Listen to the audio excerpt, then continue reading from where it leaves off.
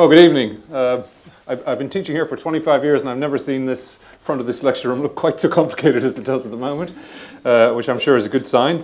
Anyway, I'm Eric Yateman. I'm head of Department of Electrical Engineering here at Imperial College. So it's my pleasure and privilege to welcome you all here this evening and to introduce this evening's event. The inaugural lecture. It's one of the great traditions, I think, of Imperial College and in other places.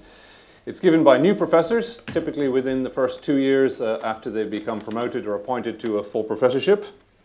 It's a great opportunity, I think, for the lecture. You get to prepare the most important lecture of your life. You then get to give it in front of your friends, your family, your peers, your colleagues, senior members of the college, experts in your domain. And of course, all you need to do is demonstrate to these people why you're at the leading edge of your technological field and deserving of your professorship, while at the same time being understandable and entertaining to people who've got no engineering background at all. So it's quite easy, really. I don't know why more of our professors aren't clamoring at me to get their inaugural scheduled in at the earliest possible date. But in any case, Stepan did clamor, and we got a date, and here we all are. I know we're all looking very much forward to what Stepan has to tell and indeed to show us this evening. He's promised, somewhat optimistically perhaps, to fit it all into an hour and not to injure anyone, including the people sitting in the front row, which I'm sure will go well. Stepan Lucyszyn has been a highly valued member of this department since 2001 and was rightly and deservedly promoted to Professor of Millimeter Wave Systems in 2016. And so it's my great pleasure and honor to introduce the inaugural lecture of Professor Stepan Lucyszyn.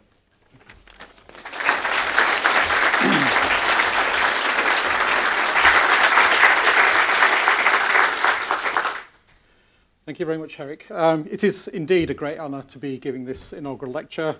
I'd like to thank everybody for coming, but first of all, to give a very warm welcome to everybody who's not from Imperial. So we have lots of visitors here today. In particular, I'd like to thank the teachers and Form 6 from Hyde Park School, which is one of the local schools opposite the physics department. And because of the very broad spectrum of people, I've kept the mathematics very, very simple. You won't be. And I've tried to broaden out the scope of this presentation so that hopefully nobody should get lost. So the organizers of inaugural lectures asked me to make this a little bit personal, to speak a little bit about myself and how I came into electronics, because people find it interesting, you know, where the influences came from. So I'm just going to spend a couple of moments just saying something about my background. So really, back in the day when I was a school child, we had no internet. Hard to believe, but there was no internet 35 years ago. And to find information, you really had to either go to the library, get books out. Sometimes they could be a little bit age inappropriate, maybe for adults rather than for children. And so magazines were the kind of choice for most people. You'd walk into a shop, you'd find some magazines, you'd flick through it and say, oh, this is quite interesting. I'm quite interested in this. So at the age of 15, I found a pile of magazines belonging to my father, which he bought in 1965.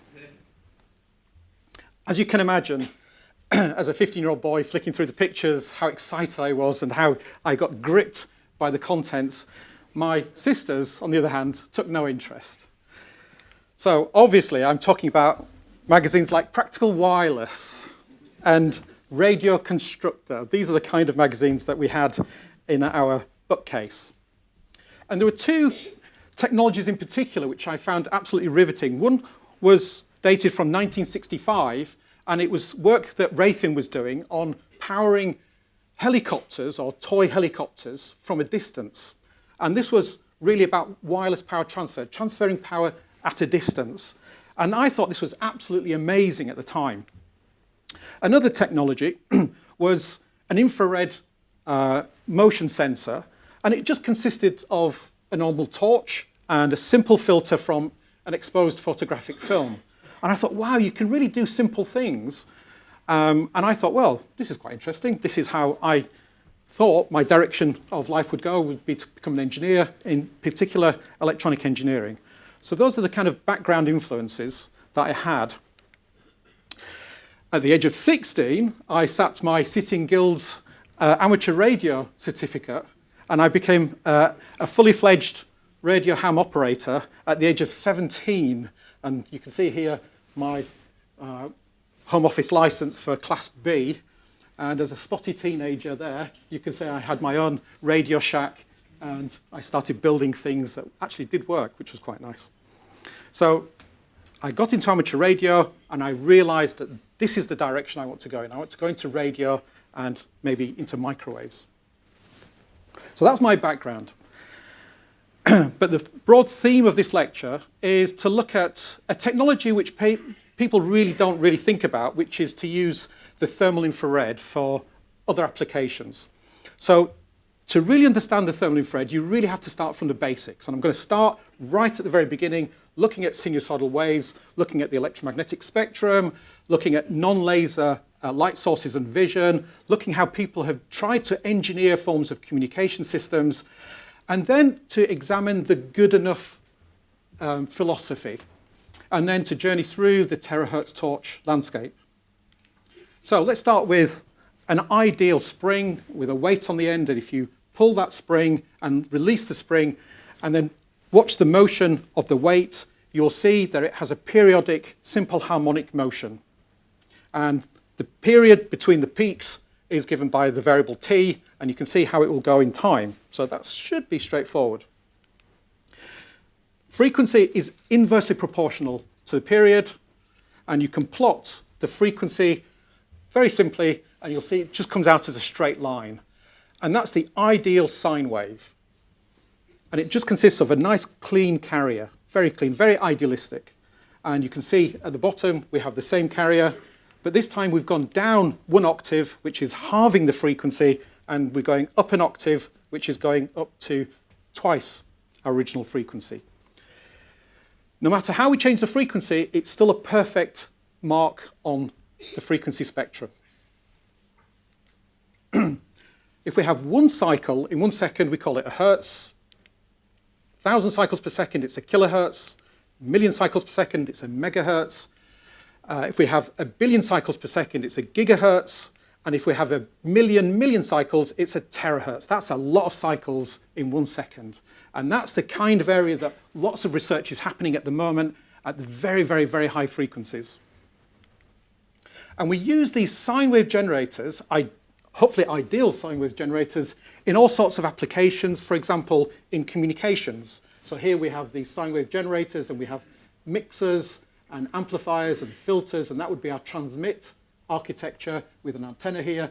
The receiver would have an antenna, an amplifier, a filter, a mixer again, and again it would have this sine wave generator. All very simple. In radar systems, we have more or less the same kind of building blocks. We have antennas, we have filters, we have mixers, and we also have this all-important ideal sine wave generator. In the radio frequency community, we talk about frequency. We go up in frequency, we go down in frequency, because we're talking about clean carrier generators. And we can go up in frequency through the radio waves into the microwaves and even into the infrared part of the spectrum. And I've spent the past 30 years really looking at the microwave part of the spectrum from around 1 gigahertz to around 1 terahertz. And during that 30 years, I've spent a lot of time looking at lots of different technologies, but generally they kind of come together in certain areas. For example, 3D printing is a recent area of growth. But there's things like metamaterials and photonic crystals, but there's also wireless power transfer, something that I came across a long time ago, 33 years ago, when I first started getting an interest in electronics. And this actually started an obsession which we ended up creating a spin-out company on wireless power transfer. So it's amazing what you look at when you're a 15-year-old boy. 33 years later, you might end up having your own company working in that same area. Who knows? Who could have predicted that? Okay, going back to the sine waves. So we've got this sine wave. Another way of representing the sine wave is in terms of wavelength. And wavelength is very similar to the time. It's the distance, it's the distance between the peaks, but it's the spatial distance now. Instead of time, it's the distance as if the wave is propagating in air, in free space. And the wavelength is inversely proportional to frequency. So if we go up in frequency, we go down in wavelength. We can also plot it in terms of wavelength, just as we would with the frequency. Oops. And so here, for example, you can see that if we go through the spectrum from radios to microwave to infrared to visible light to ultraviolet to X-rays, the wavelength gets shorter and shorter and shorter as we go up in frequency. So the optics and the photonics community, they talk about the electromagnetic spectrum in terms of wavelength rather than frequency. And in the infrared part, there is a crossover. So we interchangeably talk, sometimes we talk in terms of frequency, sometimes we talk in terms of wavelength. And you can see that the reason why the optics and photonics community talk in terms of wavelength is because the size of the wave is commensurate with particular bodies. It could be the cell, or if it's smaller than a cell, the bacteria or virus or proteins or water molecules as shown there. So as you go to smaller wavelengths, there's better interaction with these smaller objects. So we see this inverse proportionality. As frequency goes up, the wavelength gets smaller and smaller and smaller, making things very difficult. So we've seen that I used to spend a lot of time working in the microwaves area, but now this lecture is all going to be moved up a bit into the infrared and a little bit into the visible part of the spectrum. So just to orientate yourselves, the near infrared is close to the visible light spectrum. Then we have the mid infrared and the far infrared. We have the near ultraviolet, mid ultraviolet, and far ultraviolet, just to give you some kind of orientation in the terminology. Now, I spoke about terahertz. Terahertz is a very, very important frequency, and lots of people talk about the terahertz band. And the reason why they talk about the terahertz band is because people think it's the last unexplored frontier, the last unexplored area, the last unexplored region. I've seen this countless times being published. And the reality is, it's not really, because I think the thermal infrared is far more important, far more interesting. One of the problems with the terahertz band is that the sine wave generators that we make become very expensive between our region of 0.1 and 10 terahertz. Our electronic sources become harder to make, it's more difficult to get power out of them, it becomes more expensive, and also the laser sources in the photonics area, again, becomes more difficult because you have to cool them down. So I think the thermal part of the spectrum, which I call the over the terahertz horizon, is far more interesting, and maybe we should start looking at exploring that part of the spectrum to see what we could find. And it's not really being done at the moment.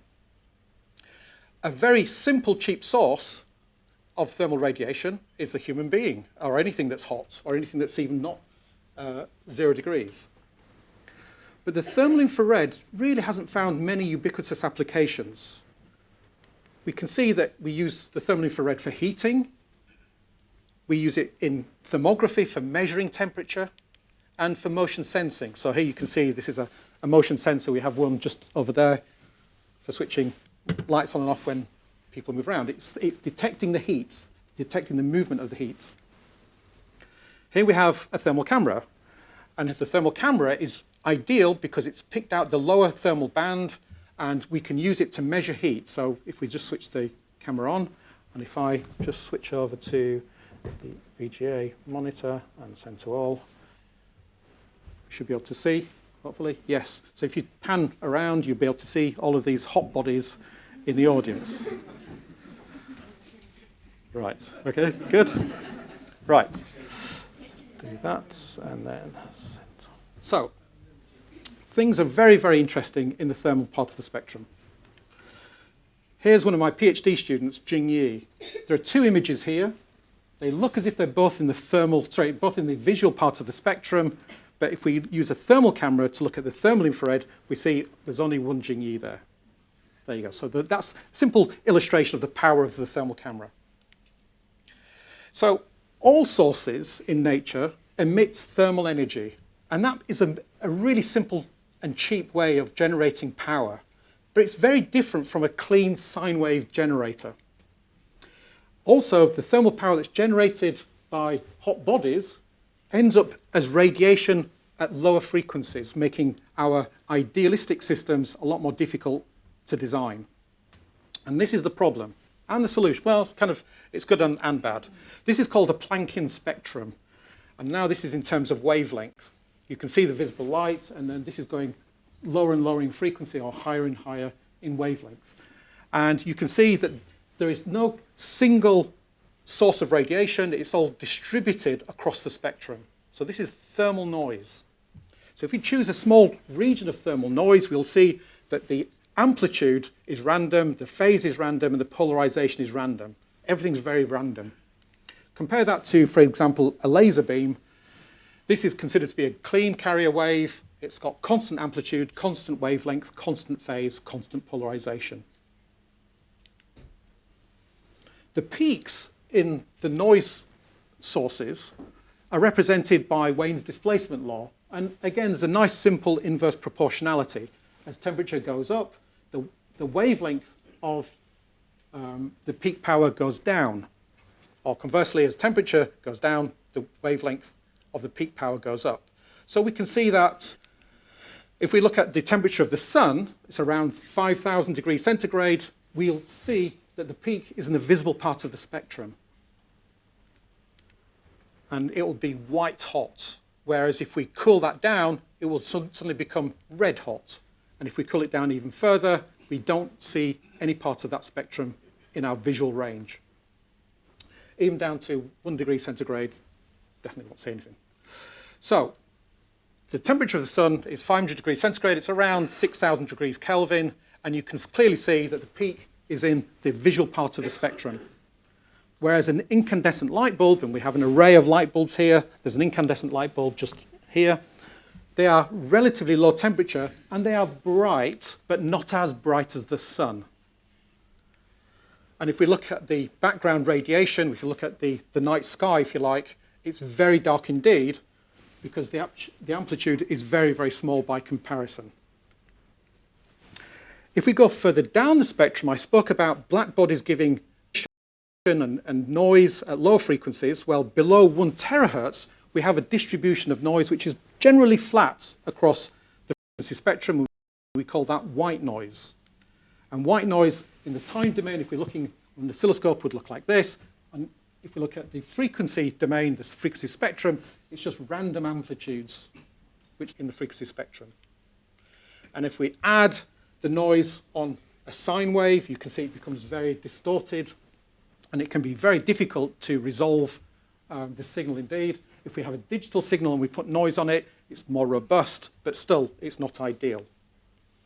So if we were to look at an image, ideally, if we've got good signal-to-noise ratio, we would see the signal clearly coming out of the background noise, whereas if we have a poor signal-to-noise ratio, we would lose that quality of the signal.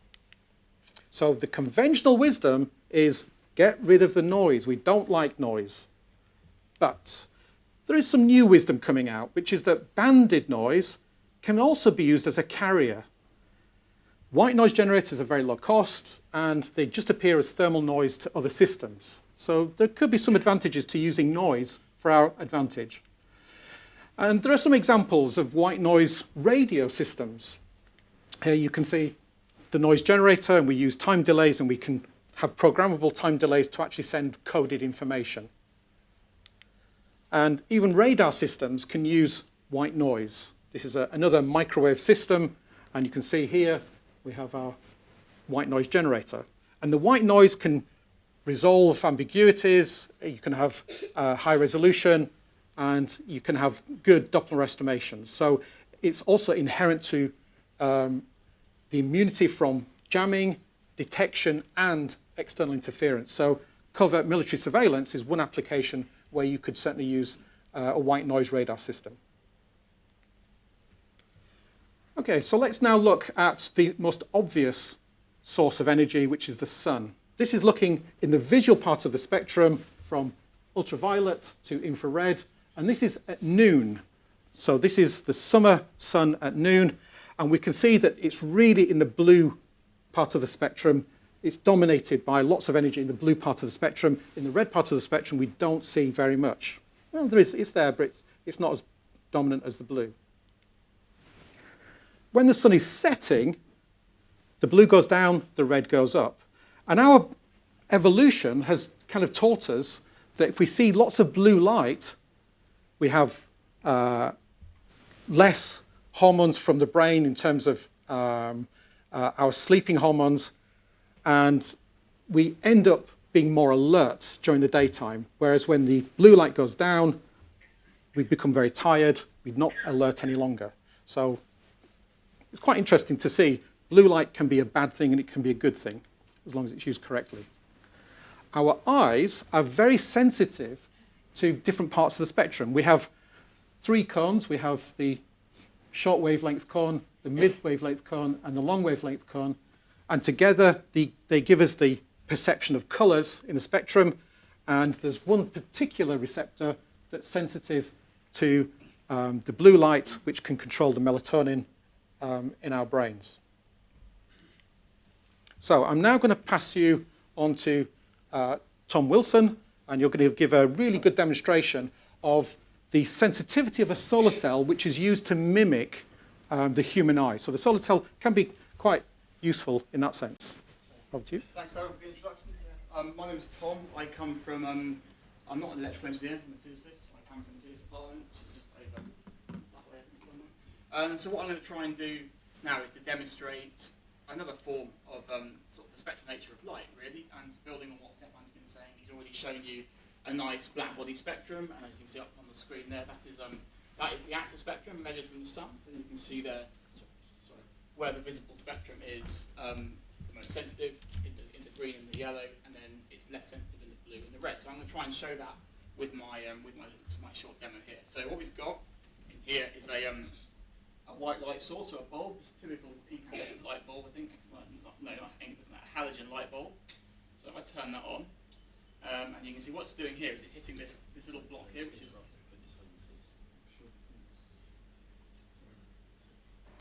technical issues. Great, thank you. Right, can everyone hear me now? Does that sound better? Great. Okay.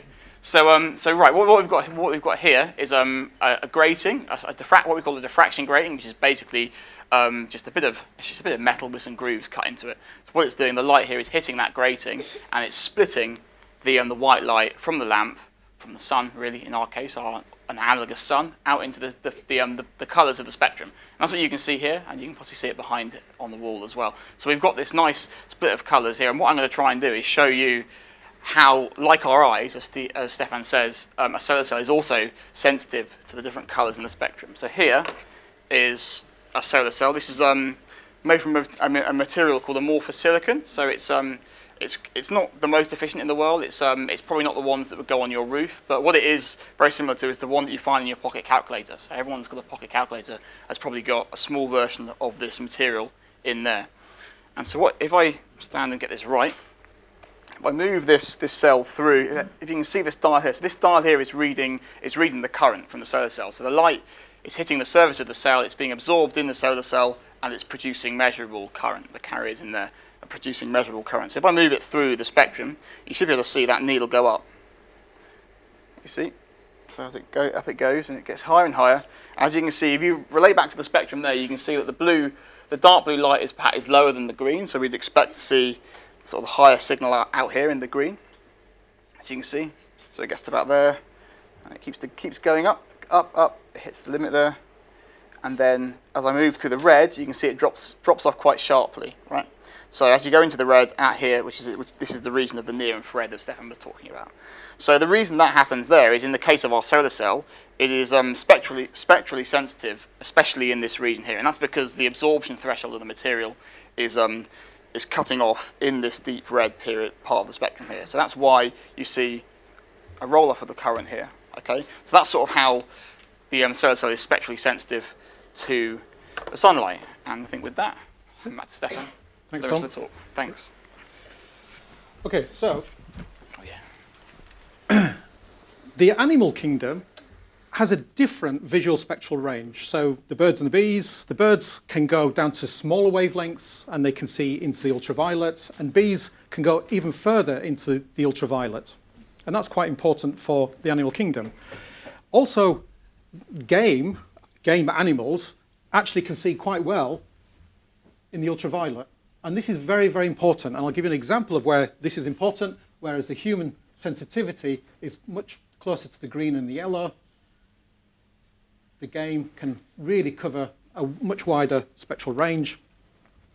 If we consider the reindeer, well, the reindeer have an eye which actually changes from one half of the year to the other half of the year. It has a golden background in the back of the eye in midsummer and a deep blue background in midwinter. And the reason is because during midwinter, they can spot food like lichen and predators, in particular the types of fur like the polar bear fur, as they both appear black on a snowy background. So you might think they're white, but actually they appear as black to a reindeer. Whereas the polar bear actually also has UV sensitivity to light. They have a third eye to stop them from getting snow blindness, which is quite interesting. And so they're visible in the ultraviolet, but the translucent fur looks white because the hair scatters light at all parts of the spectral wavelength. It just scatters off the fur. But in the thermal infrared, polar bears are completely invisible. And that's because all the heat is trapped inside. Nothing actually comes out. Quite interesting. Here's a nice, fluffy little mouse in the thermal infrared. So thermal infrared vision is the other part of the spectrum. But pit vipers, pythons, and some boas can see heat. And here's a nice cold-blooded, nice warm-blooded prey in its grasp. There you go, what a poor mouse. We also have vampire bats and fire beetles. They also see in the thermal infrared. They have little pits in the nose, and with the fire beetles, they can detect forest fires so that they can lay the eggs into the nice burnt wood. And then we have the bedbugs. They also have heat detection. They can detect heat, obviously in the thermal infrared, using a pair of antennae, so that they can hunt for humans and their human blood. Here I have created different light bulbs covering different parts of the electromagnetic spectrum. We've got a thermal heat source here. And then we have, so if I turn that on, you won't be able to see anything because it's right into the thermal infrared part of the spectrum. Here we have an Edison incandescent light bulb. I'll switch that off because it's probably blinding you. And then we have a halogen bulb, can't find the switch, and that's a lot brighter. We have a compact fluorescent bulb.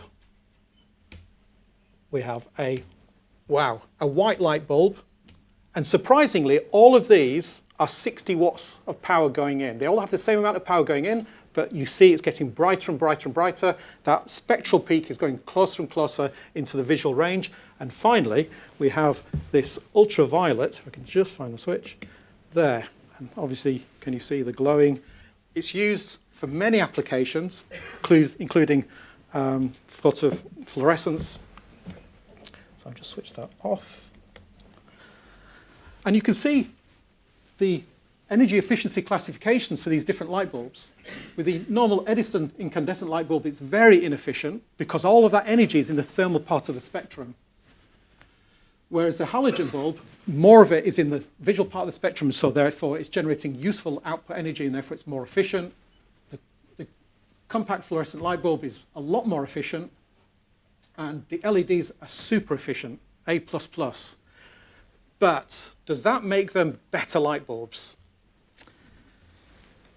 Maybe not, because while the Edison light bulb has all of the energy in the thermal parts of the spectrum, and the halogen is closer to the spectrum of a setting sun, we don't have very much blue.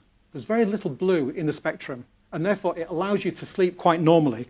Our hormone levels are not being suppressed.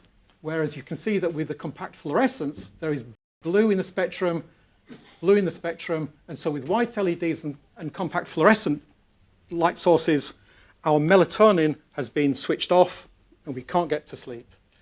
It's not such a problem with the fluorescent dark light because the energy is well out of our spectrum and out of the blue part.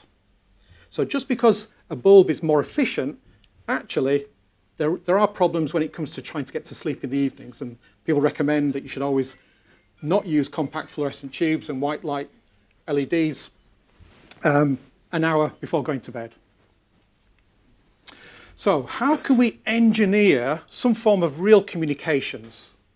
So here are some examples of where we've used visual light. This is a human endeavor rather than the animal kingdom. Beacon fires for forever. So the ancients have been using fires to warn people of events. The Royal Navy in 1867 introduced the flashing lantern to signal, and then Henry Mace invented the heliograph by flashing sunlight with a flashing mirror, and you could get quite good range, 35-mile range. And then Alexander Bell invented the photophone in 1880 with a 20-meter range, again using sunlight being reflected off a diaphragm which he spoke into. And then the Royal Navy in the late 19th century invented the Aldis lamp. And this has been around for many, many years in the military. And you can get really long distances, 14-mile communications with incandescent light bulbs, 80 miles if you start bouncing off clouds. So communicating with visual light, whether it's in the visual range or even in the infrared, is considered to be called radio silence. There's low probability of detection, low probability of interception, low probability of spoofing, low probability of jamming, no radio frequency interference, and there's no licensing requirements. So it's pretty handy. So, communicating without radios is actually quite interesting. But even this technology has been used in the First World War. It was used in the trenches in the First World War by the Germans. They were creating visual communication links and near-infrared communication links using Morse code because their lines of communication kept being destroyed through the bombing. But you can get really good ranges, 4-kilometer range, 8-kilometer range, depending on whether it's daytime mode or nighttime mode. But even in World War II, the D-Day landings, there were problems with the Allied forces because they couldn't intercept the covert communications, the radio silence communications that was going on by the Germans. They were using what's called the speech-on-light technology, where instead of Morse code, they could actually speak into their system, and they could carry communications up to about a distance of 1.5 to maybe 3 kilometers to command posts further inland. The technology is very simple. It's a light bulb. It's a movable prism which can move with deflections from the voice. It's a red filter or an infrared filter and a really big lens. So the technology is simple, but very, very effective. And again, good range, 3 kilometers, 4 kilometers. This was turned into, it was restored and turned into a kind of a toy by radio frequency enthusiasts in Norway, and the children were playing on it as a kind of a game. So what was a top secret military technology in 1944 ended up being a serious toy in 2004. But there is a legacy, and from that, the Allied forces realized that actually night signaling is very, very important. And so even some naval forces use night signaling even today. And they're still using very large incandescent light bulbs. People have started shrinking these forms of communication down. Now we're seeing that we can have small communication links using, in this case, a pair of binoculars which work in the near-infrared for carrying voice and data communications up to a range of around 2.5 kilometers. They can get even smaller. These are little headsets that can work over very short ranges, which is very, very important for covert communications, up to even my Japanese mobile phone has, and this can work up to about 1 meter. So why would I use that? Why not you just use Bluetooth? Well, Bluetooth is actually easier to hack into compared to an infrared link. So there is real reason to use other parts of the spectrum, not just using Bluetooth. But there are hazards. If you have links that operate in the visual part of the spectrum and in the near infrared part of the spectrum, there is a possibility of ocular damage. So you really have to start thinking maybe the thermal infrared might have some unique advantages in terms of safety. This is the fun part of the presentation. This is a remote control, and I'm sure you've all used remote controls in your life, but have you seen one of these? This is my Harry Potter wand, and I can change the slides simply by waving the wand. Can you, Edwin, can you have a go? You take that. Let's pass that across. Now, what you have to do is you have to flick, but you have to point it and then end up there. Flick down. Did it change? No. Try again. No. You didn't go to Hogwarts, did you? Yeah. No. Do you want to pass it along? Let's try somebody else. Flick down. You have to flick really hard, really fast. Yes. Pass it along. No. Try again. It's not perfect technology, but yes, you did. Well done. Pass it along.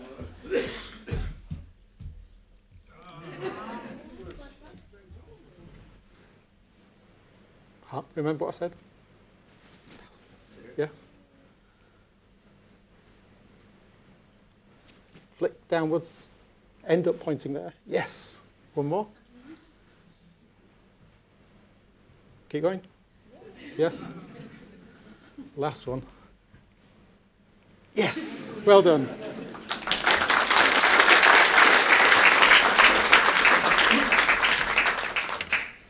Okay. So, this was actually designed in the UK, made in China, bought in Japan. Explain that. There are other forms of communication. You can actually communicate with light directly, and Professor Haas at the University of Edinburgh developed a white light communication system called Li-Fi. Again, low probability of interception, low probability of spoofing or jamming, no radio frequency interference, no licensing requirements. And he created a spin-out company where he demonstrates with his commercial system 5 megabits per second over 3-meter links. Well, we think hard. We do a lot of thinking. And we do some experimentation. And then we write our papers, ideally. So we start off with a blank sheet of paper. We then try to build it into a subsystem and then a system and then an application. That's what we do for a living. We invent things. So this brings me on to the good enough technology landscape. Here we can see performance against cost. Ideally, we want to be in the high performance regime. And for example, if we're looking at sources, we're looking at photonic sources. Photonic sources like quantum cascade lasers really give high performance. But they're incredibly expensive. And so nobody wants to actually buy a system. I mean, would you actually go into a shop and say, I want a really good system, but I want to pay lots of money for it? No. So consumers would say, that's really not a good idea, but it'll give you outstanding science. An engineering compromise would be to use electronic sources. Lower cost, but you have to accept the low performance.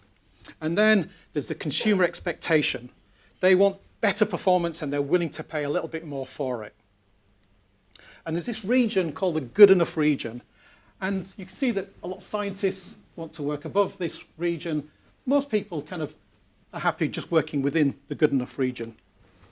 The military, on the other hand, they have a much higher requirement, and they also have this cost issue as well.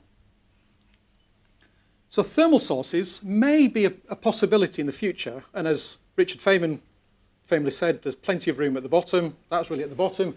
There is a region where it's just within the good enough range where we could actually get away from the expensive electronic sources and actually look at thermal sources, perhaps. It's not a stupid idea. BAE Systems have been looking at camouflaging their tanks in the thermal infrared. Not everything is being done in the visual range.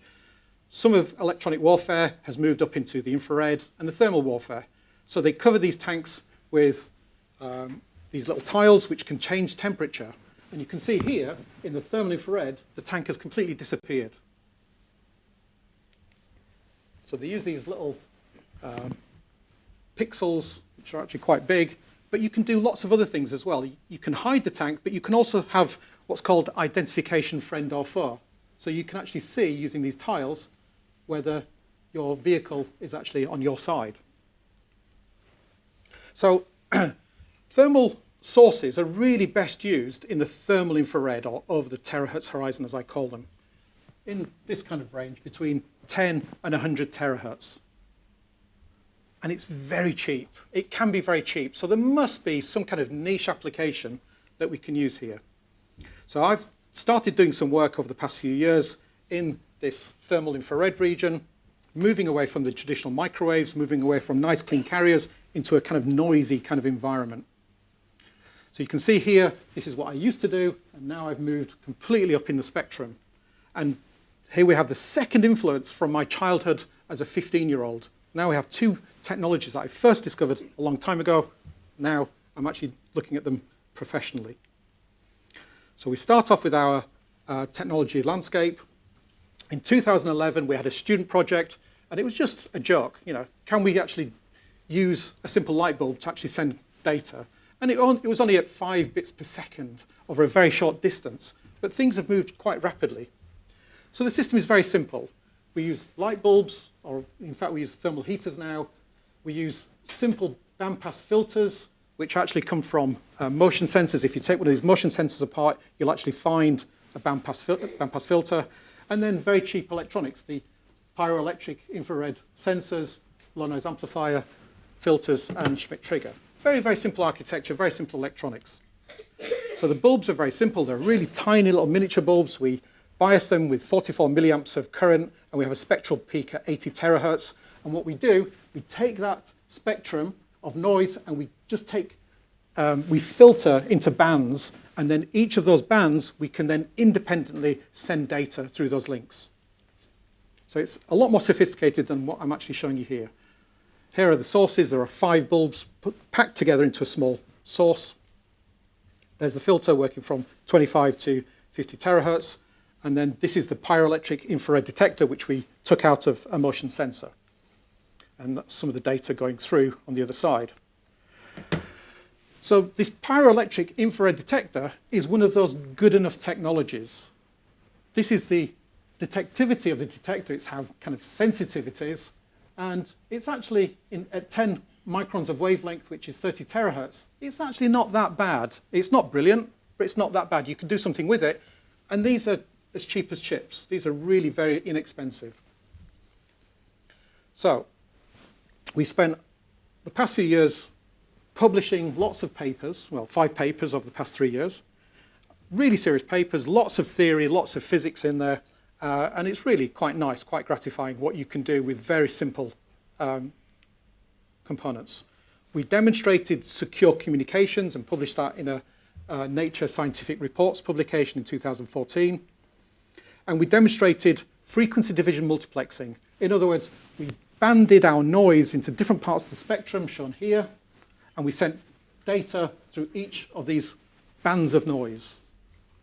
And we demonstrated frequency hopping spectrum just to give even more security to the wireless link. So we were building up our technology levels from foundations to subsystems to systems, right up into secure comms applications. And we did very complicated modeling, and we found that wherever we calculated the signal to noise ratio, we actually measured the signal to noise ratio, and we got really good fits.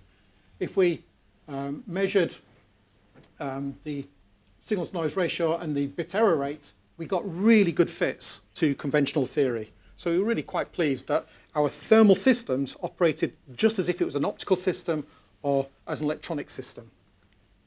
And again, we were building up our modeling capabilities. Here we have an example of a 16-channel secure link. We actually have this system here, and I'm going to need a volunteer. Yu Young, can you come forward? While Yu Young's coming forward, if anybody has a QR code reader on their mobile phones, you might want to get it ready. Yu Young is going to type a message into one of the computers, and we're going to send a signal from one of the black boxes to the other black box. It's not a very long distance. And then the other computer will pick up that data, and we'll be able to display the QR code, and you'll be able to see it and then recover that information. Anything more? Right. Okay, so has that been sent? Yes, so we need to do that. So let me just transfer that across. QR reader. What's the adage about working with animals and children?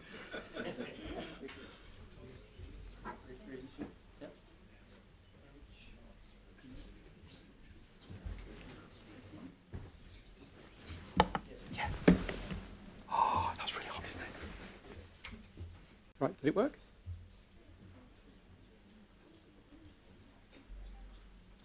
Do you want to also project this? No, just keep it. Okay. One computer in one box to the other computer on this box, and hopefully we will get something working.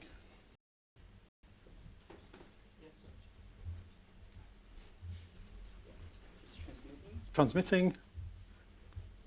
And okay, so it's not projected on here. Okay, sorry, the QR code is actually on here now.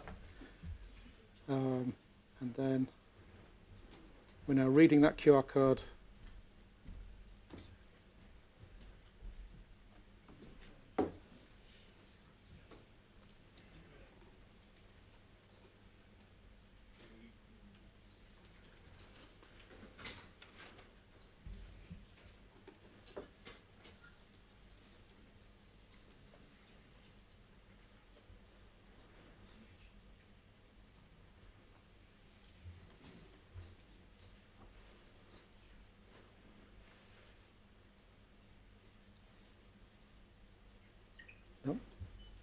Looks like we have to abandon that. Just a minute. Maybe we need to recalibrate. Oh, we can't. Yeah. So we abandon? Ah, it's come through. Yeah.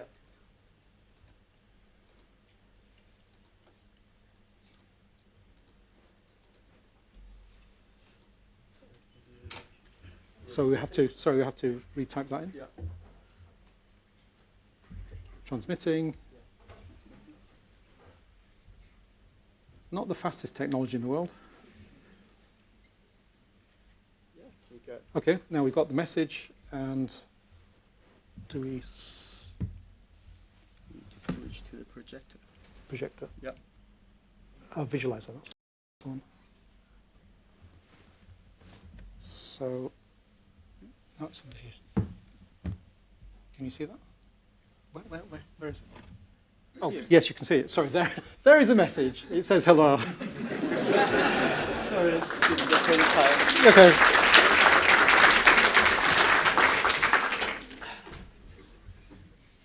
Okay. It can only get better. So, when we actually do under laboratory conditions, we can actually get distances of 40 centimeters. And you might think, well, 40 centimeters isn't very much. But the actual transmitting element, the heater, and that will scale very linearly.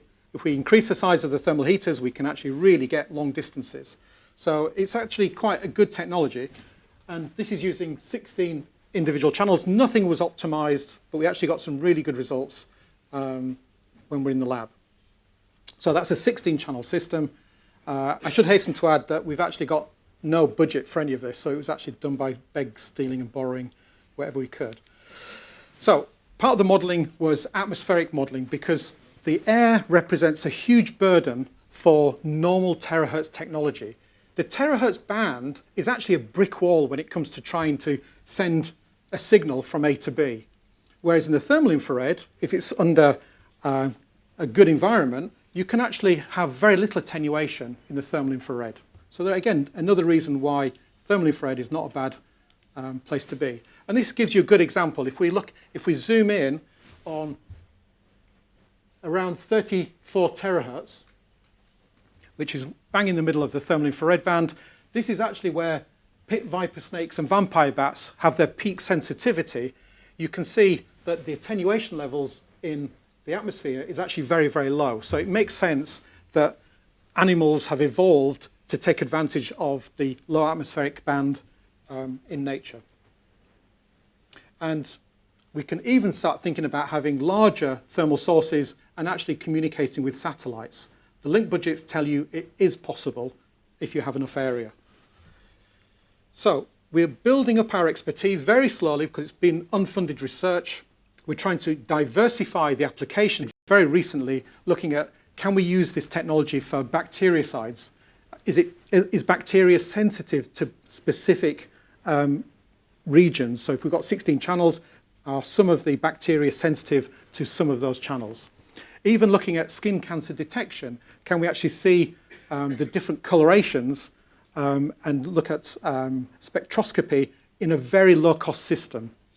And there's even a challenge that was put out as to whether you could actually see the pyramids from the moon. And so we've got a student at the moment looking to do the PowerLink budgets to see whether you can see the contrasting pyramids with the sand, which has slightly different emissivity.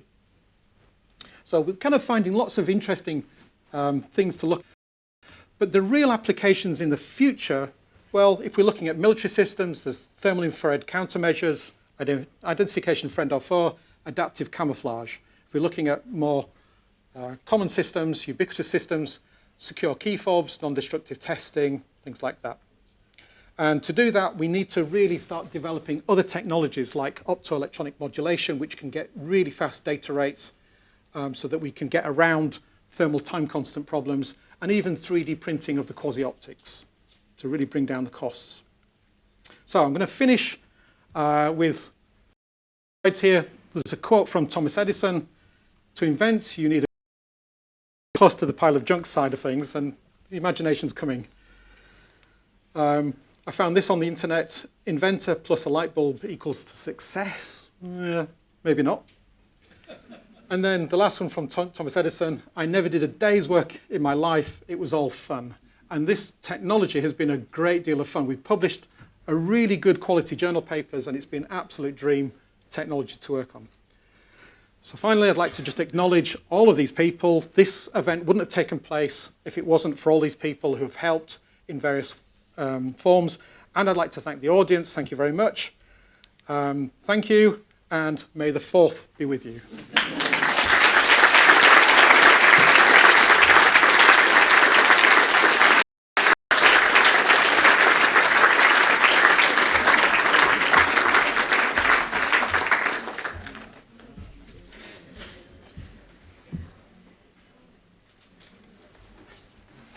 Thank you very much, Stepan.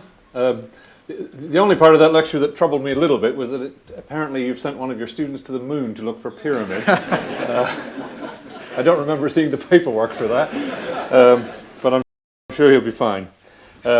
Actually, it's now my pleasure to introduce to the stage Professor Ian Robertson, who is the Centenary Chair in Microwave in the University of Leeds. We can... Yeah. I think this man will look after you.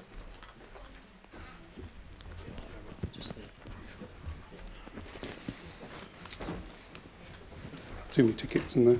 Try that one. And I've had a long collaboration with Stepan, which started in the early 90s at King's College London, which I know there's quite a few people from there now.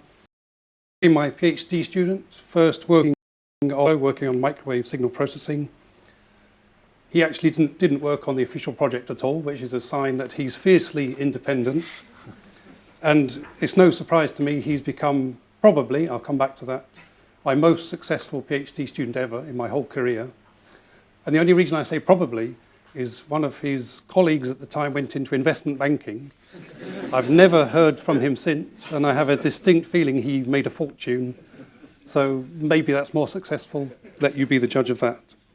So I've worked with Stepan for about 25 years. We have published a joint book, lots of joint papers and research projects. I do have quite a lot of stories I could tell you. I think it is customary in a vote of thanks to have a little bit of a roasting. So I just picked out 2 examples of the kind of person Stepan is. One of my earliest recollections was at King's College in the old East Wing, I think it was called. Our offices were side by side, and I discovered he was sneaking into my office at weekends to get things out of my office, like books and components. Of course, it was locked. He didn't have a key. And he was climbing through the window, literally climbing out on the window ledge, going across a flat roof into my office.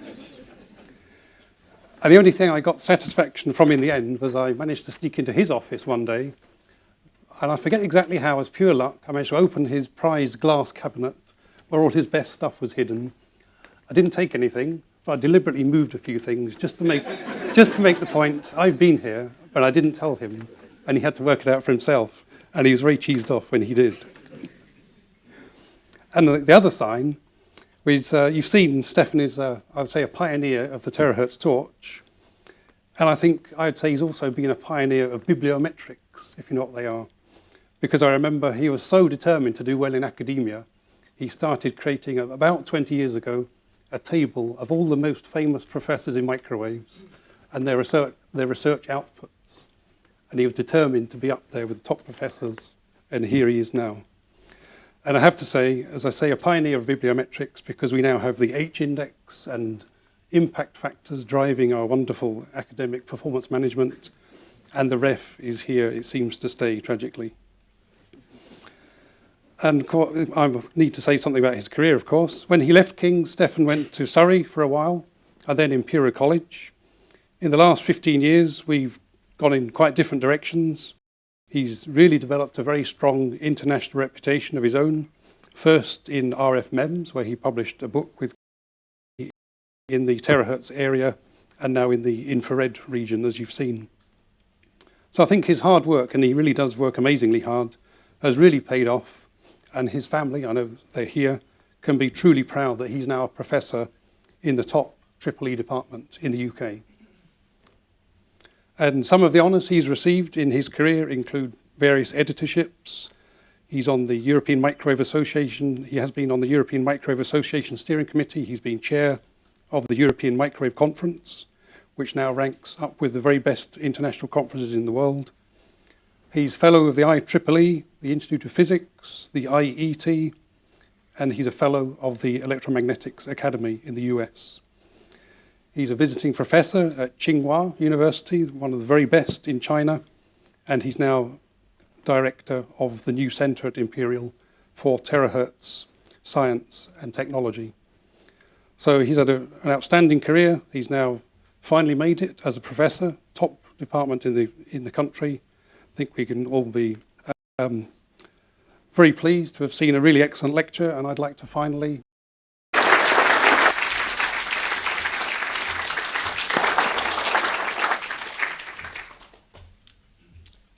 Okay, so for those people who have been invited to the dinner, can you, if you're from outside of Imperial College, can you come down to the front and we can all go together? And you need to let me close off proceedings before you. He's obviously getting hungry. Well, it's very simple. I just want to thank all of you very much for coming. I hope you enjoyed yourself. This concludes the formal part of this evening's event.